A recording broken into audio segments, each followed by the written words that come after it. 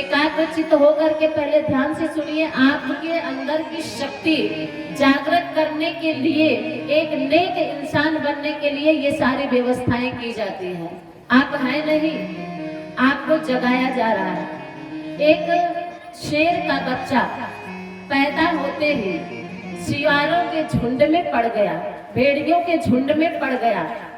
अब वो भेड़ियों के साथ रहता, भेड़ियों के साथ खाता, भेड़ियों के साथ चलता। वो भेड़ियों के साथ रहते रहते वो भेड़िया की तरह ही बन गया। था शेर, लेकिन वो भेड़ियों की तरह रहने लगा। वैसे ही बोलता, शेर दहाड़ता है, भेड़िया बे बे करता है। वो शेर अपना दहाड़ना भूल गया, वो भेड़ियों की तरह बे बे करने लगा। और भेड़ियों को जब शेर दौड़ाता तो वो भी भेड़ियों के साथ में दौड़ने लगता, भागने लगता। वो अपने को भूल गया कि हम तो शेर हैं, जंगल के राजा हैं, हमको कौन छू सकता है।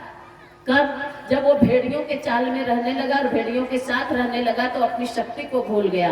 तब एक दिन क्या हुआ, एक जंगल का राजा शेर भेड़ियों को, झुंड को दौड़ाया शिकार करने के लिए। और उसी झुंड में जब दौड़ाने लगा तो देखा तो एक शेर भी दौड़ रहा है। उस शेर का बच्चा जो वहां पला बड़ा था वो भी साथ में दौड़ रहा। तो शेर को आश्चर्य हुआ कि भेड़िया भाग रहे हैं मुझसे डर के, मैं शिकार उनका करूंगा, और ये शेर होते हुए ये क्यों भेड़िया की झुंड में भाग रहा है। तो उसको आश्चर्य हुआ और वो क्या किया कि सभी भेड़ियों का शिकार छोड़ा और दौड़ा करके दबोच लिया उस शेर को, जो शेर भेड़ियों के साथ में भाग रहा था। और दौड़ा करके जब पकड़ा उसको, और पकड़ करके जब ले आया तो वो थर थर कांप रहा था शेर।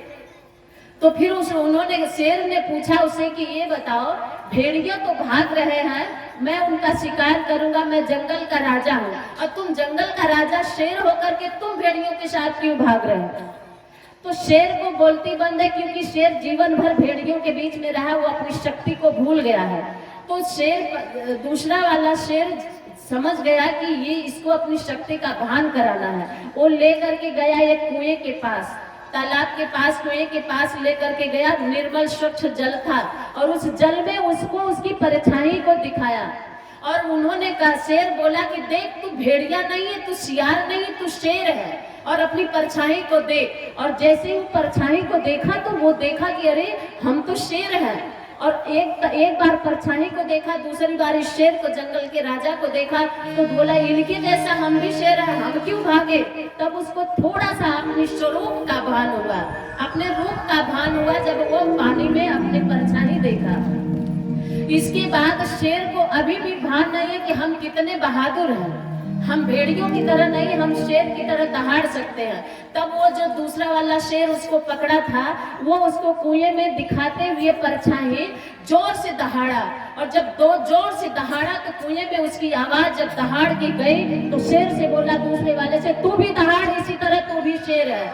और उसकी दहाड़ को सुन करके जब दूसरा वाला भेड़ियों में रहने वाला शेर जोर से दहाड़ा, और जैसे ही दहाड़ा उसको अपनी शक्ति का भान हो गया कि मैं शेर हूँ, मैं शियार नहीं हूँ, मैं भेड़िया नहीं हूँ। उसको अपनी शक्ति का भान हो गया। ये आपको उदाहरण क्या बता रहा है, आप सभी मनुष्यों, जो भगवान राम ने आपको कहा कि बहुत बड़े भाग्य है जो आप मनुष्य योनि में आए, तो आप सभी के अंदर वो शक्ति है शेर की। लेकिन आज हर व्यक्ति शियार का जीवन, गीदड़ का जीवन, नर होते हुए पशु का जीवन, जानवर से भी बदतर जीवन, कुत्ता बिल्ली से भी बदतर जीवन आज का मनुष्य जी रहा है कि नहीं जी रहा है।